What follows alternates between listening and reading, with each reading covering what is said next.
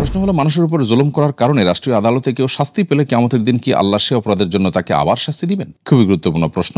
এই প্রশ্নের উত্তর হলো, দুনিয়ার আদালতে যদি কারোর বিচার হয়, কোনো অপরাধের কারণে তিনি যদি শাস্তি পান, সেই শাস্তিটা যদি শরিয়া যে শাস্তি নির্ধারণ করেছে সেরকম শাস্তি হয়, তাহলে সেক্ষেত্রে এই শাস্তিটা তার জন্য কাফফারার ভূমিকা রাখবে। তার যে গুনাহ হয়েছে সেই গুনাহ মোচনের কাজ দিবে, এবং এই শাস্তির জন্য সে আখিরাতে আল্লাহর কাছে আর শাস্তি পাবে না, যদি তিনি এই শাস্তি দুনিয়াতে যেটি তাকে আদালত থেকে দেওয়া হলো সেটির পাশাপাশি আল্লাহর কাছে তওবায়ে নাসুহা বা খাঁটি অন্তরে তওবা করেন।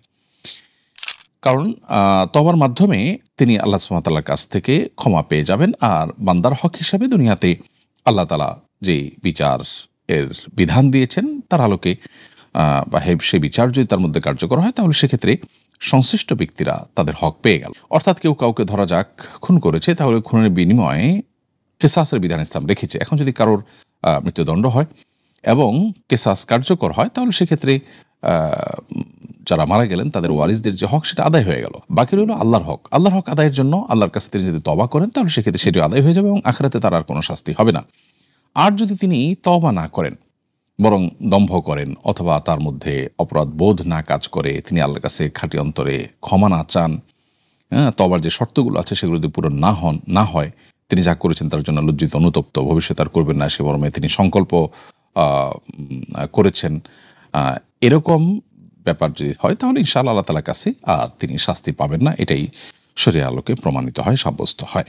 এক বাংলাদেশি মডেল এবার বিশ্ব সুন্দরী প্রতিযোগিতায় শীর্ষস্থান অর্জন করেছেন। তার পোশাক নিয়ে সমালোচনা হলে তিনি বলেন, অন্য দেশের মানুষ সমালোচনা করলে মানতে পারতাম, কিন্তু এত কষ্ট করার পরও যদি নিজ দেশের মানুষের কাছে প্রশংসা না পাই, সেটা খুব কষ্টের। আর বিকেই না পড়লে আমি তো টপ 30-তে থাকতেই পারতাম না। প্রশ্ন হলো, এই ধরনের অর্জন কি সত্যি দেশের কোনো সুনাম বয়ে আনে? আর তার এই কর্মকাণ্ডের পর দেশের মানুষের প্রতিক্রিয়া কী হওয়া উচিত ছিল? দেখুন, আজকের পৃথিবীতে মর্যাদা সম্মানের যে সমস্ত মাপকাঠিগুলো পৃথিবীর কর্তারা ঠিক করে দিয়েছে, সেগুলোকে আমরা আমাদের মর্যাদার মাপকাঠি ধরে নিয়েই অগ্রসর হই, এবং সেগুলোর কারণে আমরা নিজেদেরকে সম্মানিত কিংবা অসম্মানিত বোধ করি।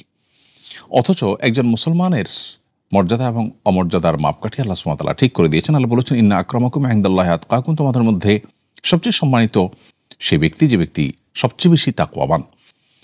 একজন ইমানদার আল্লাহর অবাধ্যতার পথে অগ্রসর হয়ে তিনি সম্মানিত বোধ করবেন, অথবা সেখানে কোনো কিছু জিতে নিজেকে শ্রেষ্ঠ মনে করবেন, এটি কোনো মুসলমানের কাজ হতে পারে না। একজন মুসলিম হিসাবে, আল্লাহর প্রতি বিশ্বাসী বান্দা হিসাবে, আল্লাহর সৃষ্টি হিসাবে আল্লাহ রাব্বুল আলামিনের দেওয়া এই মানদণ্ডের বাইরে গিয়ে মানুষের তৈরি করা মানদণ্ড, বিশেষ করে যে মানুষগুলো গোটা পৃথিবীতে নানাভাবে অশান্তি সৃষ্টি করে রেখেছে, পৃথিবীর বিভিন্ন জায়গায় অশান্তি জিয়ে রেখেছে, যারা মানুষ মারার অস্ত্র এবং হাতিয়ার তৈরি করে পরস্পরের সাথে গর্ব করেন, তাদের তৈরি করা মাপকাঠির উপর ভিত্তি করে আমরা নিজেদের মর্যাদা অমর্যাদা নির্ণয় করছি। এটা হলো সবচেয়ে দুর্ভাগ্যজনক অধ্যায়। পাশাপাশি এখানে এই ভদ্রমহিলার যে কথা, যে বিকিনি না পড়লে তিনি টপ 30-তে থাকতেই পারতেন না, এখান থেকে পরিষ্কারভাবে বোঝা যায় এ ধরনের আয়োজন যারা করে, তথাকথিত বিশ্বের সুন্দরী প্রতিযোগিতা এবং এই জাতীয় আরও যত আয়োজন আছে, এই আয়োজনগুলো এটা নারীকে সম্মানিত করবার জন্য না, এটি মূলত নারীর অসম্মান হয়। এর ফলে একজন নারীর শরীরকে প্রদর্শন করা এবং সেটা পুরুষদের কাছে উপভোগ্য করে তোলার, সব পুরুষদেরকে তাকে দেখার সুযোগ করে দেওয়া, এটা নারীর জন্য কখনো সম্মানজনক বিষয় হতে পারে না।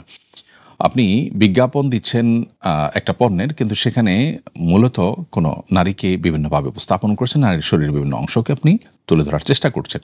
এটা নারীর জন্য অবমাননাকর। এটি বোঝার জন্য পণ্ডিত হওয়ার কোনো প্রয়োজন নেই। নারী অধিকারের ব্যাপারে যদি সত্যি আমরা সোচ্চার হয়ে থাকি, তাহলে সেক্ষেত্রে বৃদ্ধ নারী, অসুস্থ নারী, অসহায় নারী অথবা কৃষ্ণাঙ্গ নারী, তাদের অধিকার রক্ষা করবার প্রয়োজন অনেক বেশি। কিন্তু সেটার জন্য আমরা কতটা কাজ করি? তথাকথিত নারী অধিকারের নামে আমরা নারীদেরকে যে বিভিন্ন ক্ষেত্রে উপস্থাপন করছি, রিসেপশনগুলোতে তাদেরকে বসাচ্ছি, কম বয়সী সুন্দরী মেয়েদেরকে দেখে দেখে মূলত কাস্টমারদের মনোরঞ্জনের জন্য তারা ব্যবহৃত হচ্ছেন, এবং সেটি খুবই স্পষ্ট। অতএব এটি কখনো নারীর জন্য সম্মানজনক বিষয় নয়। অতএব পশ্চিমাদের তৈরি করে দেওয়া বা আল্লাহর অবাধ্যদের তৈরি করে দেওয়া মানদণ্ডের ভিত্তিতে কোনো মুসলমান সম্মান অসম্মান নির্ধারণ বা নির্ণয় করতে পারেন না। একটি মুসলিম কান্ট্রি হিসাবে বা মুসলিম প্রধান দেশের নাগরিক হিসাবে আমাদের রুচি এবং আমাদের পছন্দ অপছন্দ এগুলো কোরআন হাদিসের আলোকে নির্ণয় হওয়া উচিত। দিন শেষে আমাদের আল্লাহর কাছে যেতে হবে, তার কাছে জবাবদিহি করতে হবে। একটা দেশ হিসাবে আমরা বহু জায়গায় পিছিয়ে আছি এবং সেখানে কাজ করবার যথেষ্ট সুযোগ আছে, কিন্তু সেই জায়গাগুলোতে আমাদের কাজ করবার তেমন কোনো মুরুদ দেখা দেয় না। তথাকথিত পশ্চিমাদের এই সমস্ত ঝুলানো মূলা সেটি হাসিল করবার জন্য আমরা ছুটোছুটি করি এবং সেটাকে আমাদের মর্যাদার মানদণ্ড মনে করি। এটা আমাদের সবচাইতে দুর্ভাগ্যজনক একটি অধ্যায় এবং বাস্তবতা।